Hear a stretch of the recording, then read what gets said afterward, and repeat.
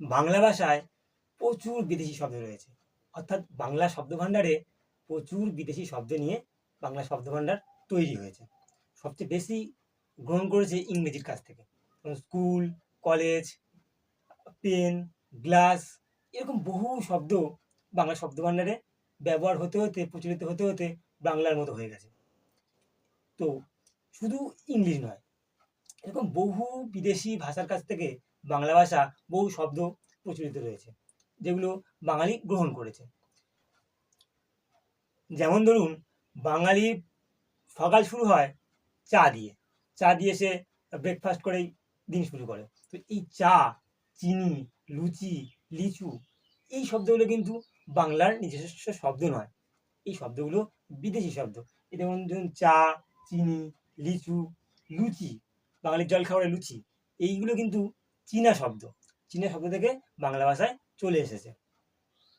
আবার ধরুন বিস্কুট বা ঘুগনি, এই ঘুগনি শব্দটা কিন্তু বাংলার নিজস্ব নয়। ঘুগনি শব্দটা বর্মী শব্দ। বর্মী থেকেই এই ঘুগনি শব্দটি বাংলা ভাষায় এসেছে। আবার এই বিস্কুট শব্দটি এসেছে ফরাসি ভাষা থেকে।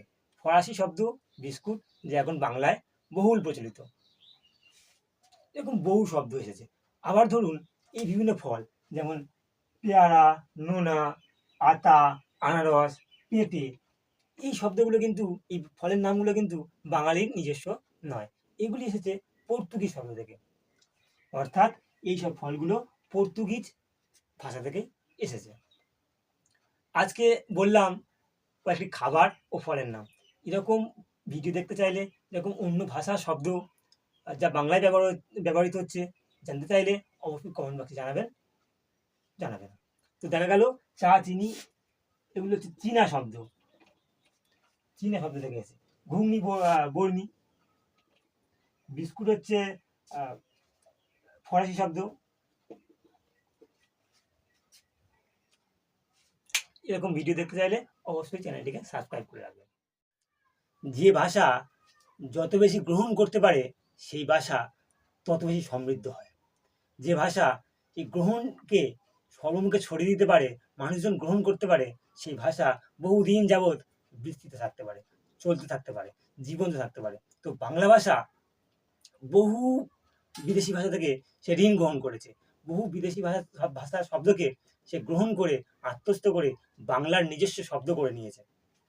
বহু জনপ্রিয় শব্দ আছে এখন বাংলা বলি, কিন্তু সেগুলো আদতে বাংলা নয়। যেমন কলম, এই শব্দটা কিন্তু প্রকৃতপক্ষে বাংলা না।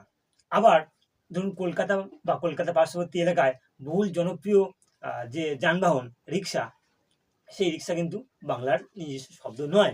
এই রিক্সা শব্দটি এসেছে জাপানি শব্দ থেকে। রিক্সা একটি জাপানি শব্দ। আবার আরবি ভাষা থেকে বা আরবি শব্দ বহুল বাংলা শব্দে প্রচলিত হয়ে আসছে। এই যেমন ধরুন আইন, আদালত, দলিল, দালাল, হুকুম, নামাজ, তাবিজ, কাগজ, কলম এবং জাহাজ, এগুলো সম্পূর্ণ হচ্ছে আরবি শব্দ। বিশেষ করে এই দ্রষ্টব্য যে কলম, কাগজ, যেগুলো বাংলায় বহুল প্রচলিত, এবং ইংরেজি যে পেন, তার প্রতিশব্দ কলম। এই কলম কিন্তু বাংলার নিজস্ব শব্দ নয়। শব্দটি এসছে আরবি শব্দ থেকে।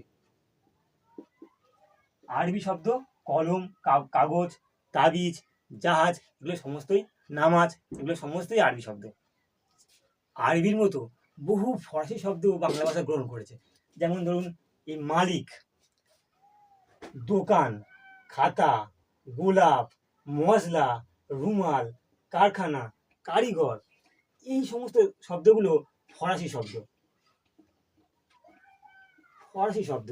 মালিক, দোকান, খাতা, গোলাপ, রুমাল, কারখানা, কারিগর, এই সমস্ত শব্দ ফরাসি শব্দ থেকে বাংলা শব্দ ভাণ্ডারে এসছে।